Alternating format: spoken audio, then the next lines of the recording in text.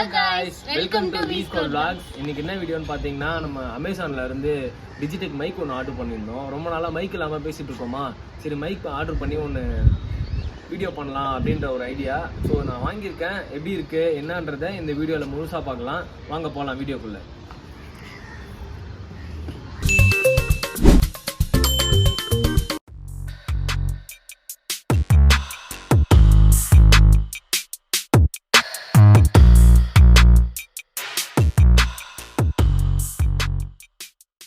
Guys, நாங்கள் இந்த மைக்கு தான் ஆர்டர் பண்ணியிருந்தோம்.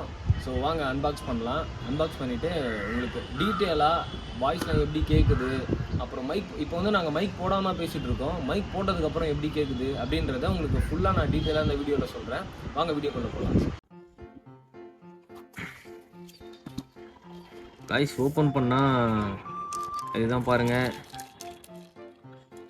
டிஜிடெக் 95% அதிலே சார்ஜ் போட்டு தான் இருக்குது.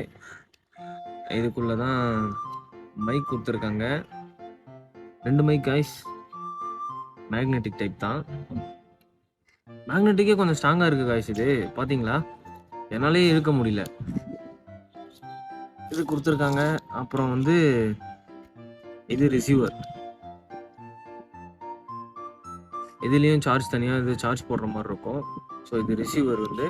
அப்புறம் இன்னொரு மைக் கொடுத்துருக்காங்க, இது இன்னொரு மைக், இதுலேயும் ஸ்ட்ராங்காக இருக்கு.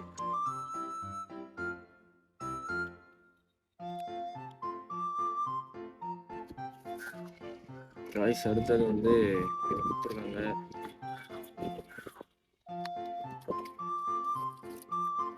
ஒரு யூசர் மேனுவல் இருக்கு. அப்புறம் இதில் என்னென்ன இருக்குன்னு பார்ப்போமா. இது வந்து மேக்னெட்டிக் கிளிப் இருக்கு. அப்புறம் ஸ்பாஞ்ச், அதான் வின் பிளாஸ்ட் பண்ணும்ல அந்த ஸ்பாஞ்ச் இருக்குது, அது 2 கொடுத்துருக்காங்க. நெக்ஸ்ட்டு சார்ஜர் இருக்குது காய்ஸ், சி டைப் சார்ஜர் இருக்குது. அப்புறம் வந்து லைட்னிங் சி டைப் அடாப்டர் ஒன்று கொடுத்துருக்காங்க சார்ஜ் பண்ணுறதுக்கு. மைக் ரிசீவர் இருக்குல்ல, இது வந்து நம்ம சாதா ஆண்ட்ராய்ட் ஃபோன்லாம் யூஸ் பண்ணுறோம் அப்படின்னா டைரெக்டாகவே இதை ப்ளக் பண்ணிக்கலாம். இது வந்து ஐஃபோன் வச்சுருக்காங்க அப்படின்னா அடாப்டர் எக்ஸ்ட்ரா யூஸ் பண்ணி அதுக்கப்புறம் நம்ம ப்ளக் பண்ணிக்கிறதுக்காக இது ரிசீவருக்கு இந்த மாதிரி கொடுத்துருக்காங்க. இவ்வளோதாங்க இது காட்டுறாங்க, இன்னும் நல்லா இருக்குன்னு.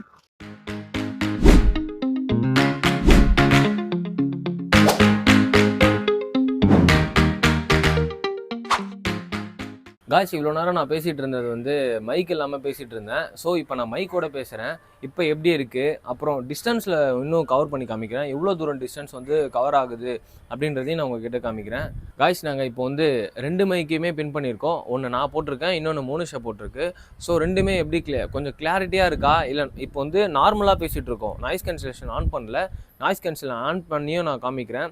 ஃபஸ்ட் நாய்ஸ் கேன்சலேஷன் இல்லாமல் எப்படி இருக்குது, சரௌண்டிங் சவுண்ட்லாம் நோட் பண்ணிக்கோங்க எப்படி இருக்குது அப்படின்றத காமிக்கிறேன். கொஞ்சம் டிஸ்டன்ஸ்லையும் போய் பேசி பார்க்குறேன். அப்புறம் வாங்க போகலாம். Hi guys, every weekend new புது புது சேலஞ்சோடையும் கண்டென்ட்ஸோடையும் நாங்கள் வீக்கெண்ட் எப்பயுமே சந்திப்போம் உங்களை. இந்த மைக் எப்படி இருக்குன்னு சொல்லுங்கள், செக் பண்ணிட்டீங்களா?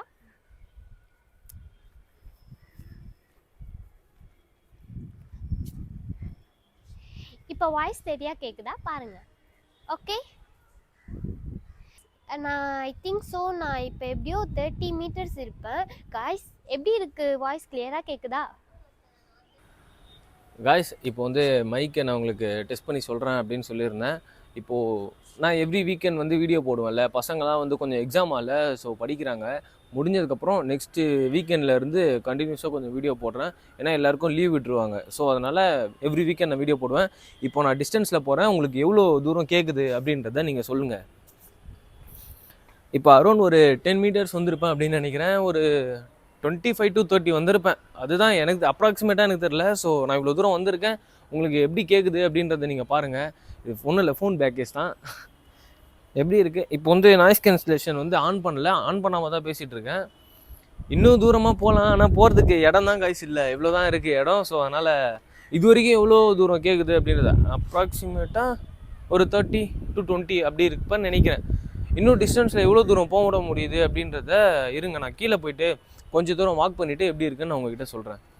காய்ஸ், இப்போ வந்து மேலேருந்து வீடியோ எடுக்கிறாங்க. ஸோ நான் 2 மைக்குமே போட்டுட்ருக்கோம். நான் மோனிஷா ஒரு மைக் போட்டிருக்கு, நான் ஒரு மைக் போட்டிருக்கேன். 2 மைக்கும் நாங்க செக் பண்றோம். எப்படி கேட்குது அருண் எப்படி பார்த்தாலும் அவங்க வந்து செகண்ட் ஃப்ளோரில் இருக்காங்க. ஸோ நாங்கள் வந்து வாக் பண்ணிகிட்டே பேசிகிட்டு இருக்கோம் எவ்வளோ தூரம் போகிறோம் அப்படின்றது.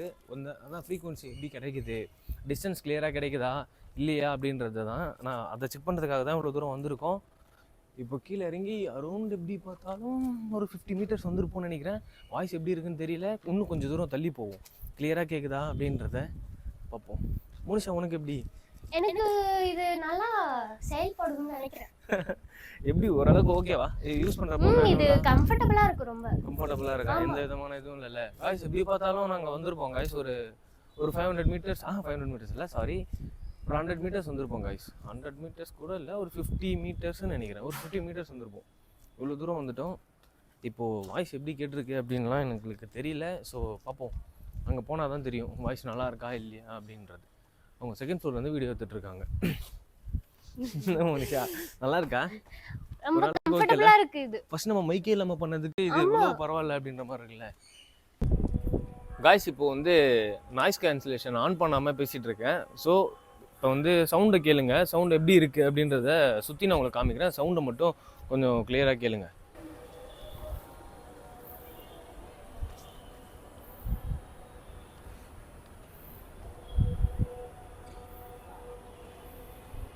காய்ஸ் இப்போ இவ்வளோ நேரம் வந்து நாய்ஸ் கேன்சலேஷன் ஆன் பண்ணாமல் உங்களுக்கு நான் ஒரு வியூ காமிச்சிருப்பேன். ஸோ அதில் சவுண்ட் எப்படி இருக்குது, இப்போ நாய்ஸ் கேன்சலேஷன் ஆன் பண்ணிவிட்டு உங்களுக்கு காமிக்கிறேன் எப்படி இருக்குன்னு பாருங்கள்.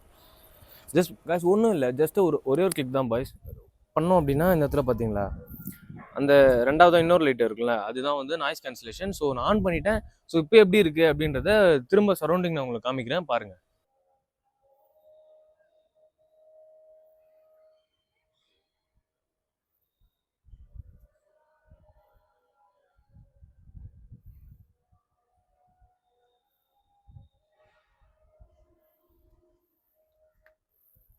ஸோ இவ்வளோ நேரம் நான் வந்து வீடியோ பண்ணது எல்லாமே நாய்ஸ் கேன்சலேஷன் ஆன் பண்ணாமல் பண்ணேன்.